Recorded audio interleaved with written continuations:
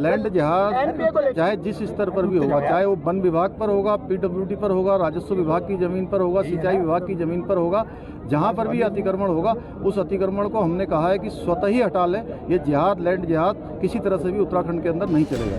Love जिहाद पर देश भर में अजीब सा माहौल नजर आ रहा है। कई राज्यों से ऐसे मामले सामने आ रहे हैं जहां पहचान छिपाकर हिंदू लड़कियों को लेकर भागने की घटनाएं हुई हैं। इन मामलों की पुलिस जांच में पाया गया कि आरोपी मुस्लिम पहचान छिपाकर हिंदू नाम से दोस्ती या व्यापार कर रहे थे। उत्तरकाशी में पहचान से निकले इसी संकट को लेकर तमाम मुस्लिमों का पलायन हो रहा है। उत्तराखंड के मुख्यमंत्री पुष्कर धामी ने लव जिहाद को लेकर एक बार फिर सख्त चेतावनी दी है। उन्होंने कहा है कि लव जिहाद के गुनहगारों को 10 साल की जेल होगी।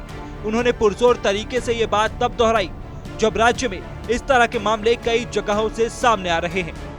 जिहाद हो, लैंड जिहाद हो, हमने कहा है हम सख्ती से इस पर काम करेंगे। सरकार इस पर सख्ती से काम कर रही है। उत्तराखंड के मूल स्वरूप को हम किसी रूप में बिगड़ने नहीं देंगे। अलबत्ता हमारा राज्य बहुत शांत राज्य है। यहाँ पर कानून व्यवस्था की स्थिति अच्छी है। यहाँ पर सब एक दूसरे के साथ मिलकर रहते हैं, आपस में प्रेम है, भाईचारा है। लेकिन अगर कोई कानून व्यवस्था तोड़ेगा, कोई किसी प्रकार का इस प्रकार की हरकतें करेगा तो वो किसी भी कीमत पर उसको हम लोग जो है सहन नहीं करेंगे और उस पर कड़ी कार्रवाई करेंगे। फिल्म द केरला स्टोरी आने के बाद जब मुख्यमंत्री पुष्कर सिंह धामी से पूछा गया कि वो फिल्म को लेकर क्या सोचते हैं, तब उन्होंने कहा था, अगर आप फिल्म देखेंगे तो आपको लगेगा कैसे हिंदू लड़कियों को बरगला कर जिंदगी बर्बाद की जा रही है। हिंदू लड़कियां आतंकवाद में झोंकी जा रही हैं, जिहाद में झोंकी जा रही हैं। रिव्यू है सर, क्या ये द केरला स्टोरी सभी को देखना चाहिए और जो लोग इसका विरोध कर रहे हैं वो सच्चाई को लोगों के सामने नहीं आने देना चाहते। ये देखकर कहीं ना कहीं सुनियोजित तरीके से मैं कहूँ कि बिना किसी हथियारों के एक बड़ा जिहाद, आतंकवाद जो पूरे भारत के अंदर और पूरी दुनिया के अंदर फैलाया जा रहा है ये बहुत खतरनाक है।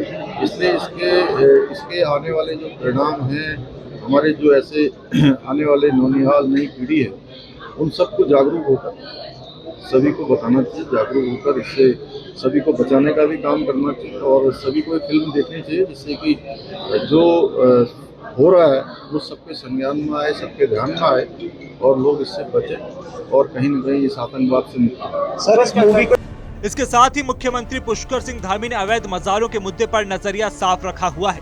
वो कहते हैं, अगर सरकारी या सार्वजनिक भूमि पर अवैध मज़ार या किसी तरह का निर्माण है तो उसे स्वयं हटा लें, वरना बुलडोजर से तोड़ देंगे।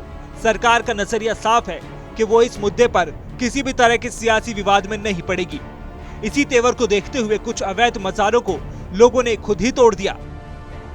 कानून पर विश्वास करने वाले लोग हैं, जो भी अतिक्रमण है हमने उनसे कहा है अतिक्रमण करवाने के पीछे जो लोग भी हैं वो स्वतः ही अपना अतिक्रमण हटा लें, उस पर पीछे हट जाएं, अन्यथा सरकार उस पर सख्ती से काम करेगी। क्योंकि हमारा तुष्टीकरण करने का उद्देश्य नहीं है, हम किसी के खिलाफ नहीं है, लेकिन ये जबरदस्ती जो अतिक्रमण है, कब्जेबाजी है, इसको हम निश्चित रूप से हटाएंगे। इसके पीछे अब एक जना पूछोगे तो बता। लैंड जिहाद चाहे जिस स्तर पर भी होगा, चाहे वो वन विभाग पर होगा, पीडब्ल्यूडी पर होगा, राजस्व विभाग की जमीन पर होगा, सिंचाई विभाग की जमीन पर होगा, जहां पर भी अतिक्रमण होगा उस अतिक्रमण को हमने कहा है कि स्वतः ही हटा लें। ये जिहाद, लैंड जिहाद किसी तरह से भी उत्तराखंड के अंदर नहीं चलेगा। लोकसभा चुनाव के लिए जिस तरह की तैयारियां उत्तराखंड ने की हैं, वो शायद अपने आप में सबसे ज्यादा हैरान करने वाली है। यूपी में 2024 में जिस वक्त बीजेपी अयोध्या से राममय माहौल बनाएगी, संभवतः उस समय उत्तराखंड से धामी सरकार यूनिफॉर्म सिविल कोड के जरिए सियासी तापमान बढ़ा देगी। जिस यूसीसी को लेकर देश में तमाम मुस्लिम संगठन और राजनीतिक दल विरोध पर उतारू हैं, उसे लेकर धामी सरकार ने कुछ दिनों पहले बड़ा ऐलान किया था। अभी समान नागरिक संहिता जिसके लिए हमने ड्राफ्ट बनाने वाली कमेटी का गठन किया था, जस्टिस रंजना प्रकाश देसाई जी की अध्यक्षता में, उस कमेटी ने लगभग 90% काम पूरा कर लिया है और 30 जून तक उन्होंने कहा है कि वो ड्राफ्ट तैयार कर लेंगे।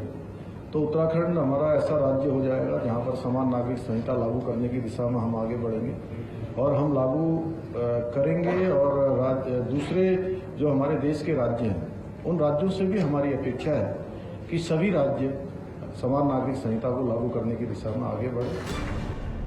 एक तरफ लव जिहाद, अवैध मज़ारें, धर्मांतरण और यूनिफॉर्म सिविल कोड, ये सब ऐसे मुद्दे हैं जिन पर राज्य सरकारें बहुत ज्यादा खुलकर नहीं बोलती।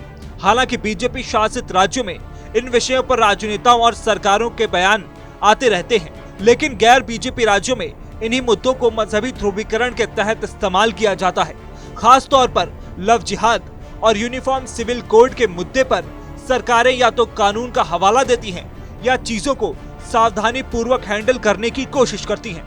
राजनीतिक ताप बढ़ाने वाले इन मुद्दों को लेकर जिस तरह उत्तराखंड के मुख्यमंत्री पुष्कर सिंह धामी अपने अंदाज में बढ़ रहे हैं, सार्वजनिक मंचों से इन मामलों पर बात कर रहे हैं, बयान दे रहे हैं, उससे साफ है वो हिंदुत्व की राह पर बीजेपी के लिए साइलेंट पोस्टर बॉय साबित हो सकते हैं। क्योंकि बिना ज्यादा शोर शराबा किए वो उत्तराखंड में लव जिहाद, लैंड जिहाद को रोकने और यूनिफॉर्म सिविल कोड लागू करने के मुद्दे पर आगे बढ़ रहे हैं।